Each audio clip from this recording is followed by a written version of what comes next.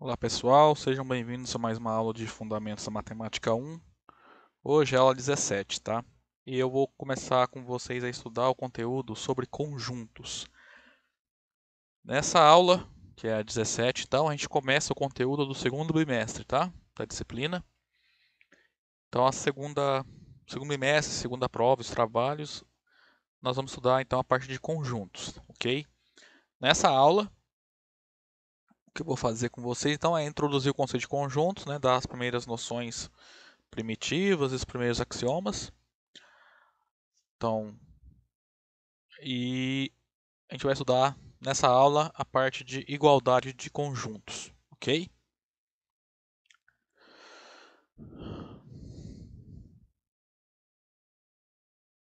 Bom, como é que funciona a matemática? Quando você vai começar uma teoria nova, a gente sempre precisa começar assumindo que alguns objetos existem, tá? Ou até mesmo algumas propriedades são válidas. Por exemplo, quando a gente começa a estudar a geometria, lá pela geometria plana, a gente assume que o conceito de ponto, reta, plano são conhecidos, tá? Geralmente a gente chama esses conceitos de axiomas ou noções primitivas, ok? Para estudar os conjuntos, também nós vamos fazer isso, tá? Aqui então a gente vai assumir que existe conjunto, tá? Então conjunto é um objeto que existe. E também a relação de pertinência. Ou seja, quando a gente quer dizer, provavelmente todo mundo já estudou isso no ensino médio, né? Quando você quer falar que um elemento pertence ou não a um conjunto, ou um elemento está ou não está em um conjunto, tá? Então, alguns livros começam a dar conjuntos assumindo que existem elementos e conjuntos, tá? O jeito que eu vou fazer aqui, eu vou assumir a existência de conjunto e da relação de pertinência, tá? Então, daqui a pouco a gente vai diferenciar o que é conjunto e o que é elemento, tá? A partir de uma propriedade. Aí a gente começa a falar em elemento, conjunto e verificar quando o elemento pertence a um conjunto ou não, tá? Então, como usual, quando a gente estiver falando de um conjunto, nós vamos representá-los por letras maiúsculas, tá? Por exemplo, A, B, C, X, ou Y, ou Z. E o símbolo que denota pertinência é esse aqui, ó. Tá? Se vocês lembrarem lá do ensino médio, ou até em GA, né, por exemplo, se eu quero escrever A pertence ao conjunto A. Tá? Só que acontece, nesse primeiro slide a gente não tem ainda o conceito de elemento, tá? Então, o que a gente tem é conjunto. Então, da forma que eu estou fazendo aqui no começo pode parecer estranha, mas é só a forma de axiomatizar, né? De que a gente começar o estudo dos conjuntos. Então, por exemplo, quando eu escrevo A pertence a B, ou A não pertence a B. Então, a princípio, A e B são conjuntos, ok? Mas daqui a pouco eu vou começar a diferenciar eles. Então, vamos lá. Quando eu tenho dois conjuntos A e B, e eu relaciono eles com essa relação de pertinência dessa forma, nós vamos ler desse jeito. Ó. A gente pode falar que B pertence a A, ou ainda que B está em A, certo? Bom, e agora nessa definição a gente vai começar a diferenciar o que é elemento de conjunto, tá? Então, quando eu tenho dois conjuntos A e B pertence a A gente vai falar que B é um elemento do conjunto A, tá? Então, e quando B não for um elemento do conjunto A, ou seja, isso aqui não acontece, nós vamos escrever assim, ó. Vamos pegar o símbolo de pertence e cortar. Então, esse símbolo aqui, esse E, significa que um elemento pertence a um conjunto. E esse símbolo para a gente representa o fato que um elemento não pertence ao conjunto. Ok?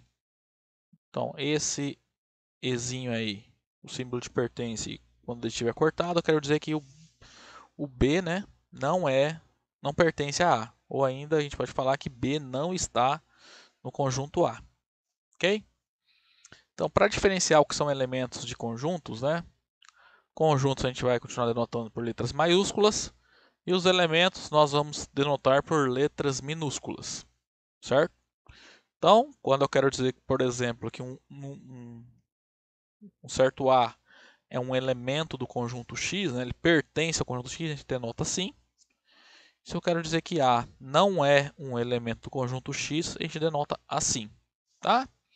Então aqui significa que o A pertence a X, né? Ou A está em X. E aqui significa que o A não pertence ao conjunto X, ou ainda A não está no conjunto X. Ok? Então, essa primeira parte, então, vamos ver alguns exemplos. Vocês se lembrarem qual é o conjunto dos números naturais? É o conjunto, né, formado pelos inteiros não negativos, ou seja, 1, 2, 3 e assim por diante, tá? Então, isso aqui é um conjunto infinito, ok?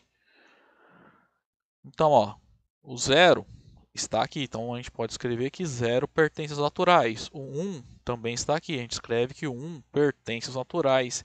E assim sucessivamente, tá? O 3 também pertence aos naturais e assim por diante.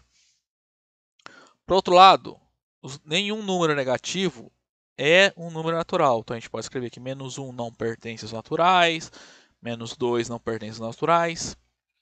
Também qualquer fração que não pode ser reduzida a um número natural, né? Por exemplo, do meio, não é um número natural. O que eu quero dizer que não pode ser reduzida a um número natural quer dizer assim, por exemplo, 4 meios é 2, é um número natural, tá? Porque, apesar de eu escrever como fração, isso aqui é um número natural. Eu posso reduzi-lo, é igual a 2, na verdade, né?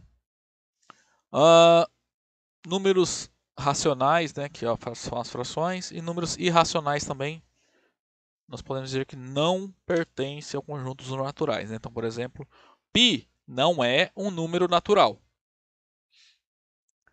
Outro exemplo, os números inteiros, a gente relembrar, é o conjunto formado pelos naturais e todos os opostos dos números naturais, né? Ou seja, os negativos. Então, é o conjunto formado pelos números, vem lá do menos infinito, passa para menos 2, menos 1, 0, 1, 2 e assim por diante. Isso aqui é o conjunto dos números inteiros, né? Então, basicamente, a gente vai pegar, além dos naturais, os opostos deles, né? O menos 1, o menos 2, o menos 3, o menos 4 e assim por diante.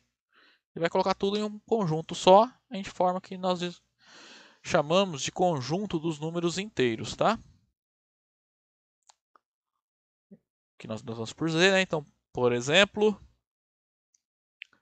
menos 2 é um número inteiro, menos 1 é um número inteiro, 0 é um número inteiro e assim por diante, tá? 2, 3 é um número inteiro. Note que qualquer que seja meu número natural, nós temos que esse número natural, né, estou chamando de n, ele é um inteiro, tá? Bom, os inteiros então são só os números, digamos, inteiros, tanto faz positivo e negativo ou zero, né? Então, em particular, se pegar números fracionários, né, que são os racionais, não serão inteiros. Também, números racionais não são inteiros, tá? Então, a gente pode escrever que menos meio não pertence aos inteiros, meio não pertence aos inteiros, raiz quadrada de 2 não pertence aos inteiros, o π não pertence aos inteiros. Ok? Bom, vamos lá então estudar a partir de agora a igualdade de conjuntos, tá? Então, o que eu vou fazer aqui para dar uma separada nos vídeos, então até aqui eu basicamente introduzi o conceito de conjuntos, tá?